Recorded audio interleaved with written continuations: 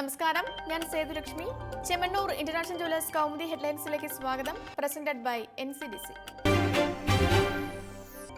പ്രതിഷേധം തണുപ്പിക്കാൻ നോട്ട് അസാധുവാക്കലിനെതിരെ ദേശീയതലത്തിൽ പ്രക്ഷോഭം തുടരുന്നതിനിടെ പ്രധാനമന്ത്രി പാർലമെന്റിൽ സംസാരിക്കുമെന്ന് രാജ്നാഥ് സിംഗ്. കേന്ദ്ര തീരുമാനത്തിന് ജനങ്ങളുടെ പൂർണ്ണ പിന്തുണയുണ്ടെന്നും വിശദീകരണം. അതേസമയം കറൻസി പിൻവലിക്കലിൽ പാർലമെന്റിലെ ഗാന്ധി പ്രതിമയ്ക്ക് മുന്നിൽ രാഹുൽ ഗാന്ധിയുടെ നേതൃത്വത്തിൽ കോൺഗ്രസ് എംപിമാരുടെ പ്രതിഷേധം. പ്രധാനമന്ത്രിയുടെ തീരുമാനത്തിനെതിരെ ജനങ്ങൾക്ക് കനത്ത രോക്ഷമെന്ന് സീതാറാം യെച്ചൂരി. മോദി സഭയിലെത്തി വിശദീകരണം നൽകണമെന്നും ആവശ്യം. അതിനിടെ രാജ്യതലസ്ഥാനത്തെ പ്രക്ഷോഭങ്ങൾക്ക് പിന്തുണ പ്രഖ്യാപിച്ച് ബംഗാളിൽ മമതാ ബാനർജിയുടെ നേതൃത്വത്തിൽ വൻ പ്രതിഷേധ പ്രകടനം. അതേസമയം കറൻസി നിരോധനത്തിലും സഹകരണ പ്രതിസന്ധിയിലും പ്രതിഷേധിച്ച് LDF ആഹ്വാനം ചെയ്ത സംസ്ഥാന ഹർത്താലിന് ഭാഗിക പ്രതികരണം.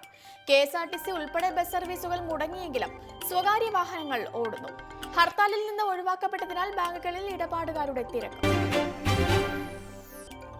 ഏറ്റുമുട്ടലിന്റെ പൊരുളറിയാൻ. നിലമ്പൂർ ഏറ്റുമുട്ടലിൽ കൊല്ലപ്പെട്ട മാവോയിസ്റ്റുകളുടെ മൃതദേഹം നാളെ വൈകിട്ട് 7 മണി വരെ സംസ്കരിക്കരുതെന്ന് മഞ്ചേരി കോടതി.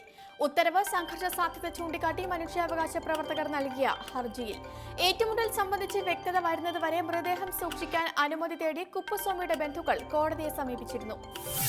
അതേസമയം മാവോയിസ്റ്റുകൾ കൊല്ലപ്പെട്ടത് വ്യാജ ഏറ്റുമുട്ടൽ എന്ന ആക്ഷേപങ്ങൾക്കിടെ പോലീസിനെ പ്രതിക്കൂട്ടിലാക്കി മാവോയിസ്റ്റ് വക്താവിന്റെ മൊഴി. കരുളായി വനത്തിൽ പോലീസ് നടത്തിയത് ഏകപക്ഷീയ വെടിവയ്പായിരുന്നു എന്ന് വെളിപ്പെടുത്തൽ. അക്ബർ എന്ന് പരിചയപ്പെടുത്തിയ ആൾ ടെലിഫോണിൽ സംസാരിച്ചത് നിലമ്പൂരിലെ മാധ്യമപ്രവർത്തകരോട്. ജയിൽ ചാടിയ മിന്റു പിടിയിൽ. ജയിലിൽ നിന്ന് രക്ഷപ്പെട്ട ഖാലിസ്ഥാൻ ഭീകര നേതാവ് ഹർമീന്ദർ സിംഗ് മിന്റു ഡൽഹിയിൽ അറസ്റ്റിൽ. പഞ്ചാബിലെ നാഭ ജയിലിൽ നിന്ന് ഇന്നലെ രാവിലെ മിന്റുവിനൊപ്പം പുറത്തുചാടിയ മറ്റ് 5 പേർക്കായി തിരച്ചിൽ ശക്തം. തീവ്രവാദികളെ രക്ഷപ്പെടുത്തിയത് ജയിൽ ആക്രമിച്ച സായുധ സംഘം. പഞ്ചാബിൽ അതീവ സുരക്ഷയുള്ള നാഭ ജയിലിൽ ആയുധധാരികളായ 10 അംഗ സംഘം എത്തിയത് പോലീസ് വേഷത്തിൽ. വെടിവയ്പ്പിനിടെ രക്ഷപ്പെട്ട മിന്റുവും മറ്റ് തടവുകാരും കടന്നത് ജയിലിന് പുറത്തു നിർത്തിയിട്ടിരുന്ന വാഹനത്തിൽ.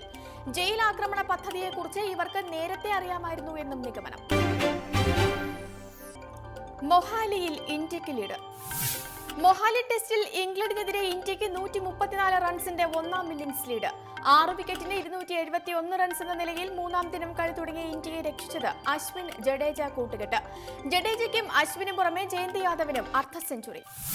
7-ാം വിക്കറ്റിൽ അശ്വിനുമൊത്ത് 97 റൺസിന്റെ കൂട്ടുകെട്ടുണ്ടാക്കിയ ജഡേജ 8-ാം വിക്കറ്റിൽ നേടിയത് ജയന്തിനൊപ്പം 80 റൺസ്. താരത്തിന്റെ സെഞ്ചുറി നഷ്ടം 10 റൺസ് അകലെ. ഇംഗ്ലണ്ടിന് വേണ്ടി ബെൻ സ്റ്റോക്സ് 5-ഉം ആദിൽ റാഷിദ് 4 വിക്കറ്റുകളും നേടി. ഇന്നത്തെ സ്വർണ്ണവെള്ളി നിരക്കുകൾ.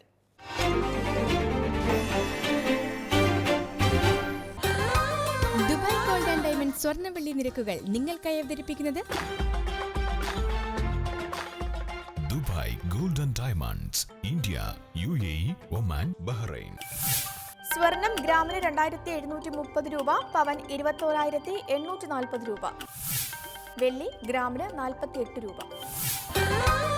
ദുബായ് ഗോൾഡ് ആൻഡ് ഡയമണ്ട് സ്വർണ്ണവെള്ളി നിരക്കുകൾ നിങ്ങൾക്കായി അവതരിപ്പിച്ചത്